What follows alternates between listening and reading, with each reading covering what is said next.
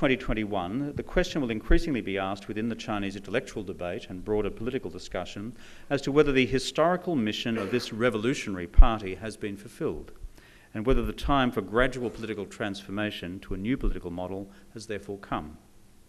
History matters in Chinese politics. Anniversaries matter in Chinese politics. Historical analogies matter in Chinese politics. Under Mao's leadership, the task was to unite the country. Under Deng's leadership, it has been to economically transform the country in order to return China to its historical position as a great power both within the region and the world. Under Xi Jinping's leadership, will it be his mission to complete the economic transformation process, raise China to sustainable middle-income status, and entrench China's position within the world order, but beyond that also to transform Chinese politics as well? Taiwan may well have an important role to play in this regard. If Taiwan were to propose at some stage over the next decade to execute a form of political confederation with the mainland, a sort of one country, three systems approach, then the democratising forces which could be further unleashed from Taiwan's own successful democratic experiment could become formidable across the mainland. These reflections may seem fanciful to many, but there is already a quiet internal discussion within both political establishments on both sides of the Taiwan Straits as to what the political future may look like should both sides of the Taiwan Strait come together in some form of political condominium. This leaves, of course, to one side the domestic drivers of political change within China itself, including the rise of the private sector, the rise of Chinese NGOs, and the explosion in the Chinese social media world, where ultimately no single agency of the Chinese state is able to exercise comprehensive control. The challenge, therefore, for the party is how to manage these processes of long-term political transformation, rather than contemplating either a repeat of Tiananmen and a disaster like that on an even greater scale, or for that matter the reverse, an Arab Spring or colour revolution that actually prevails.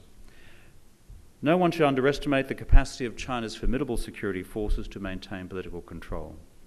But the China of 2021 is likely to be vastly different to the China of 1989, just as the China of 2012 is vastly different from the China of 1989. This raises the question of what type of political reform may be contemplated within Chinese politics during Xi Jinping's second term. And on this, I have no specific factual basis for the following prognostications, but simply some idle reflections.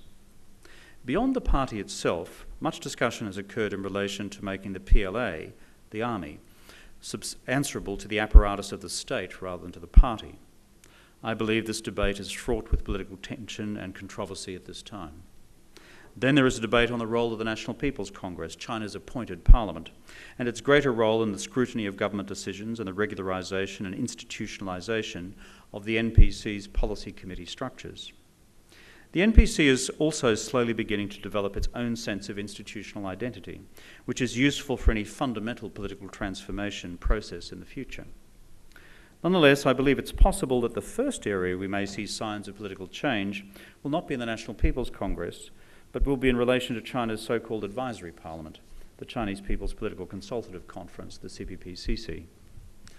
The CPPCC, and there's an award after this lecture for those who can say that 10 times rapidly without stumbling over it.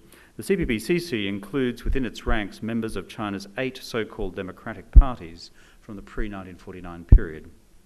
The CPPCC also played a core historic role in legitimising the coming to power of the Chinese Communist Party in 1949, when it was convened as a type of People's Convention or Constitutional Convention. To this day, the CPPCC also has a defined constitutional role in providing advice both to the government and the party on the administration of the Chinese state. I have no factual evidence on which to base this observation, but I do believe it's possible that one significant step in the Chinese political reform process would be to begin to elect the CPPC in whole or in part through universal democratic franchise. Conservatives would argue that this would be the straw that broke the camel's back and would represent an unnecessary concession of political power by a revolutionary party. Liberals, on the other hand, would critique such a move as too little to make any real difference. It may, however, be one possible way in which the Chinese leadership begins to demonstrate to the Chinese people that a managed process of political transformation to a more contestable democracy is underway. At this point, it's important to withdraw our gaze from the crystal ball. But I do note, having studied China now for 35 years, that change does occur in this country, and it can occur rapidly, and it can occur in a highly planned manner as well. And it's important that we're alert to these possibilities. I'm always, however, mindful of the great admonition of Zhou Enlai in his response to the famous question of a journalist when asked what was the significance of the French Revolution, and his reported and most elegant response that it was simply far too early to tell. So therefore, none of this protracted discussion on the possibilities of Chinese political reform should distract us or cause us to underestimate the formidable domestic policy challenges that the new Chinese leadership will confront as they seek to implement this next phase of economic reform. These include long-term energy and resource security, the imposition of carbon controls to limit environmental and economic damage to China itself, water scarcity, land management decisions giving rise to massive local protest activity, inequality between the cities and the countryside and between coastal, inland and western provinces, an increasingly open social media debate, the assault of materialism on traditional socialist values, and the rise of new religious forces and alternative belief structures.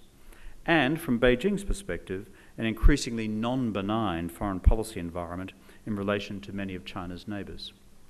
The challenge, therefore, for Xi Jinping's new leadership will be to implement a further large-scale transformation of the Chinese economy over the next 5 years and to manage the range of other policy and political pressures that will also dominate the domestic landscape in China over those 5 years. So what of foreign policy? Will we see change? Will we see continuity? Will we see both? It is important to be clear in our own minds what China believes to be its own foreign policy priorities. Maintaining the unity of the motherland remains at the absolute core of China's foreign policy and security policy interests. These include Taiwan, Xinjiang and Tibet, as well as China's disputed territorial and maritime boundaries with various of its neighbours. China's second core foreign policy priority is driven by the economic imperative of ensuring the conclusion of the economic transformation task. A core subset of this task is China's national energy security policy and the critical strategic importance of energy pipelines and sea lines of communication. Third, and as a consequence of the second, China wishes to maintain a stable global and regional strategic and political environment so that its economic mission can be completed and not disrupted. And a subset of this is to maintain a stable, albeit competitive, relationship with the United States for the decade ahead. Fourth, consistent with its economic objective and its territorial integrity objective, China also wishes to secure a benign foreign policy environment with its immediate neighbours, and in particular with East Asia more broadly.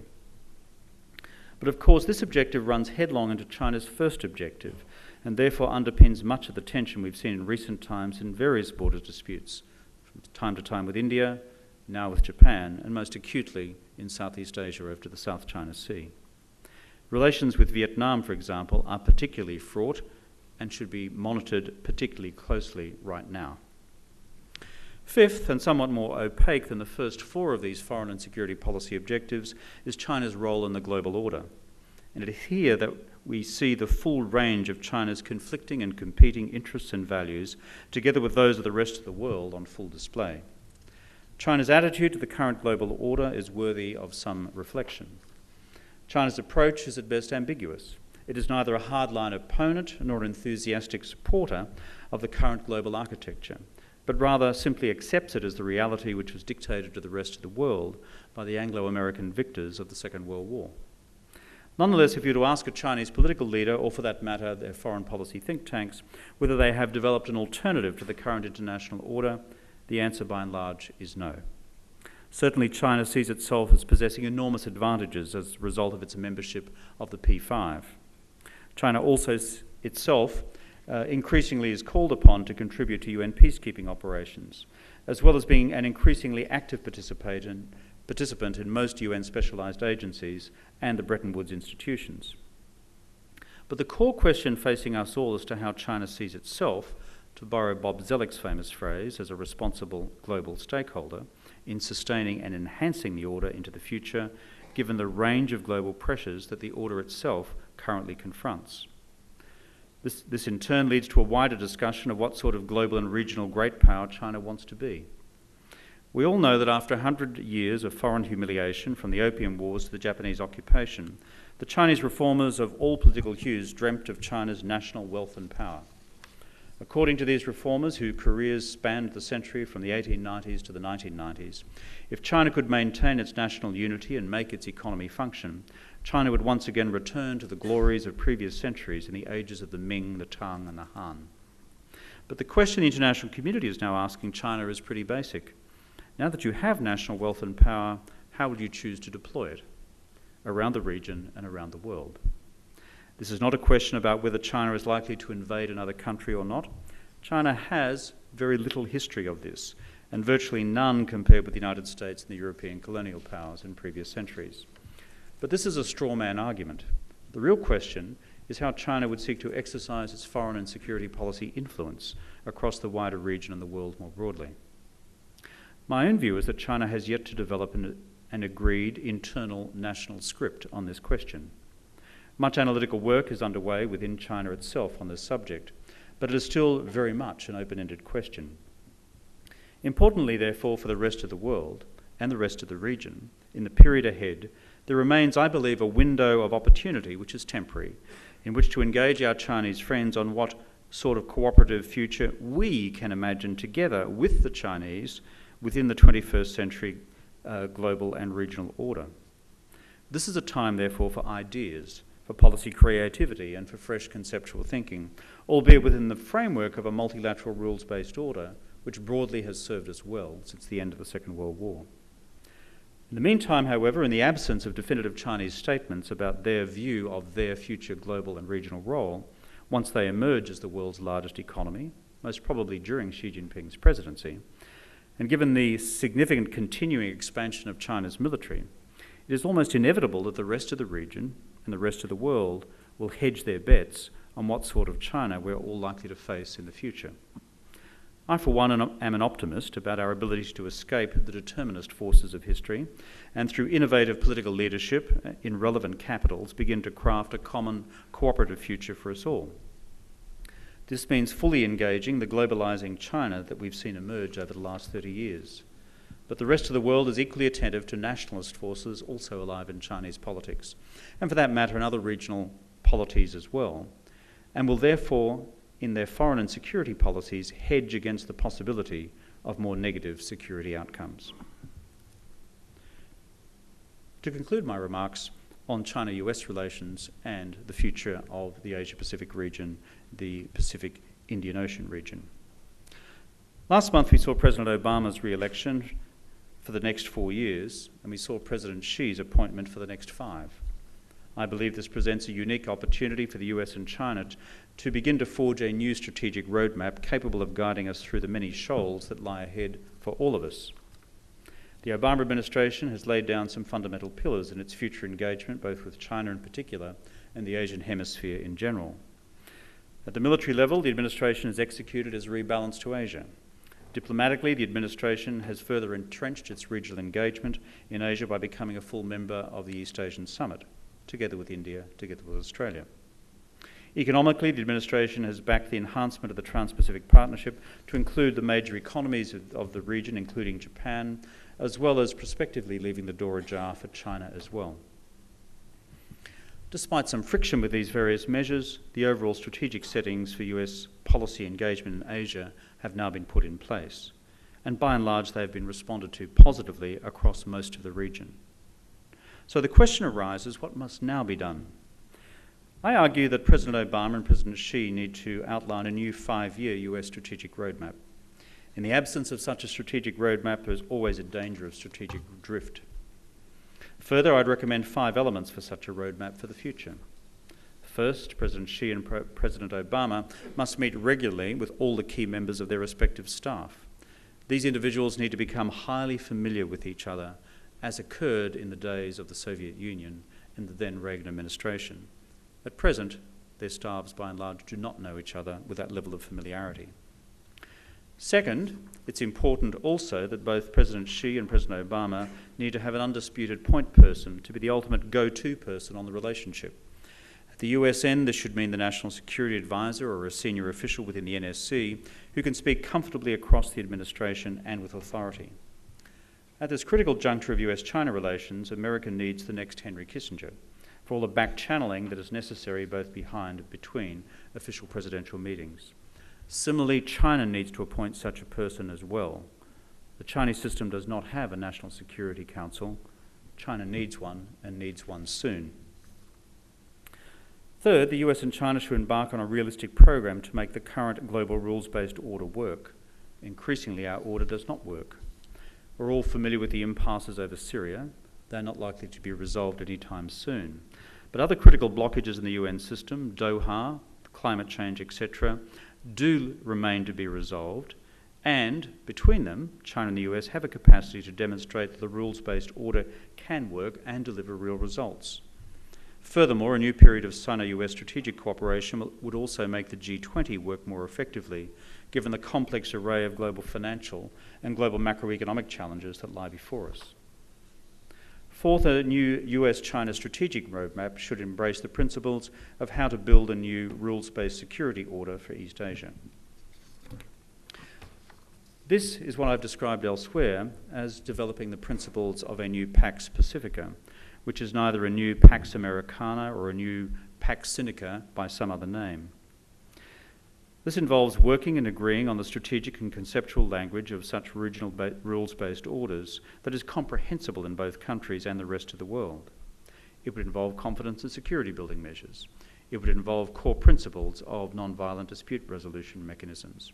It would involve also agreeing on regular exercises between the respective militaries of the region on counter-disaster management exercises. These are the sorts of confidence and security building measures that the Europeans put in place with the Soviets back in the 1970s, slowly and gradually building confidence across the divides. We have virtually no such confidence and security building measures and transparency measures currently across the Asian hemisphere. This is a problem for us all. Conflict by miscalculation. Finally, a new US strategic roadmap should seek to include both China and Japan in a new Trans-Pacific partnership. A genuine free trade area of Asia and the Pacific, as it would ideally become, would help harness all the positive forces of economic globalization that have helped change much of the region for the better so far. To conclude, there is therefore a rich array of challenges which lie before us. Therefore, the challenges which present themselves to all of us are going to challenge our foreign ministries in the period ahead. I believe, however, the task of creative foreign policy is not to ignore these challenges, but in fact to embrace them head on. Therefore, my argument is that countries like China, like India, like Australia, must work together in managing these challenges of the future. Too often in the past have we had situations in which our engagement with China has been a binary one: friend of China, foe of China, pro-China, anti-China, conflict or kowtow. Surely, in a post-Cold War age, it is time to put this binary nonsense behind us. The complexities are much greater than that. For these reasons, I believe there is a new form, a new third way in which we can engage China on these questions. In previous addresses, I've referred to the principles in Chinese language of zhengyou, a friendship, best translated, which is based not on subservience, but on candour, on equality, on friendship, on respect, but also a preparedness to speak your mind when it becomes absolutely necessary without doing violence to the fundamentals of a relationship.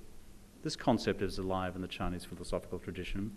It is one that we should draw on as well as we deal with these profound global and regional challenges which I've referred to in my remarks in this lecture. I look forward to working with our friends in India in responding to these challenges. India has a singular role in dealing with the diplomacy on these questions. I've not sought in this lecture to provide any prescriptions as to the future of India's own relationship with China. My own view is that coming from an Australian political environment, it would be presumptuous to do so. You have achieved your own modus vivendi with China over the last 2,500 years.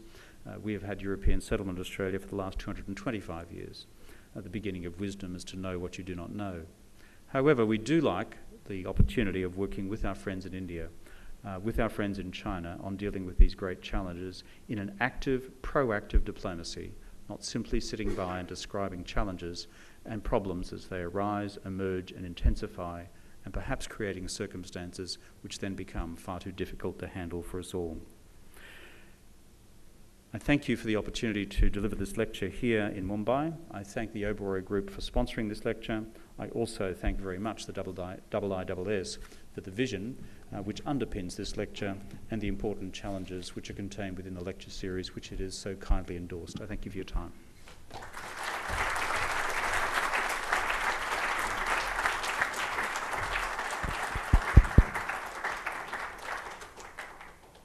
Thank you, Mr. Rudd. As one expected, you had a panoramic view of your view of China today. I'll invite questions from the audience. We have some time, but before I do that, let me first ask you two questions.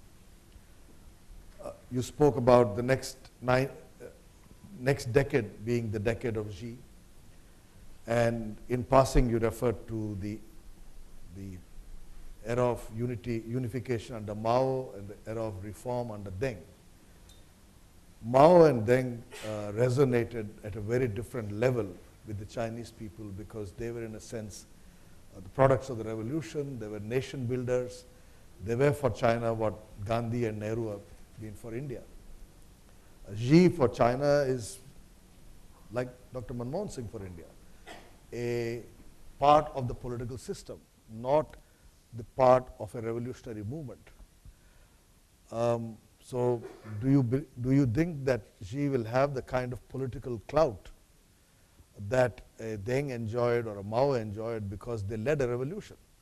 While Xi has come out of a bureaucratic process of selection, has been chosen by an elite, many of whom are princelings, and therefore if they fail, they could face much more difficult situations than Tiananmen, which happened when Deng was still alive. So my first question to you is, are you anticipating too much from Xi's decade of leadership?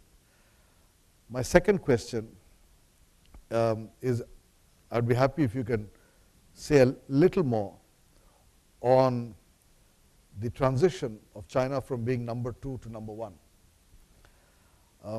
I keep going to Beijing. I interact with a lot of senior Chinese officials. And the one message I have come back in the last year from my visits to China is that you now have a leadership in Beijing that already is preparing itself to be world leader. And you yourself said that in the foreseeable future they will become number 1. But there is a consciousness of a generation that sees itself as destined to be number 1. What will a China that sees itself on the rise as destined to be number 1 actually be in its relationship with someone who's today number 1 but likely to become number 2? In other words, what kind of tensions do you see between the United States and China, and what are the implications of that for the region? Let me answer. Yeah. Am I on? Can you hear me back there? On. Jolly good. Let me take those two questions in sequence. It is obvious that you cannot replicate a Gandhi or a Nehru in Indian politics, and it is obvious you can't replicate a Mao or a Zhou Enlai or a Deng in Chinese politics. These are just facts. However, if you look at contemporary Chinese politics, the real question, I believe, is who can be transformational and who will simply manage the status quo. If I look at China's leadership since Tiananmen, I think one of the singular most transformative leaders is the one often least analysed, and that has been Zhurongji and his reforms to the Chinese economy, and the critical and internally controversial decision to join the WTO as a Trojan horse back into the Chinese economy to induce reforms across the system. These were enormously controversial. He was attacked comprehensively for doing it. Of course, as with most people who make the right strategic decisions, history is kind to them, and their contemporaries never are.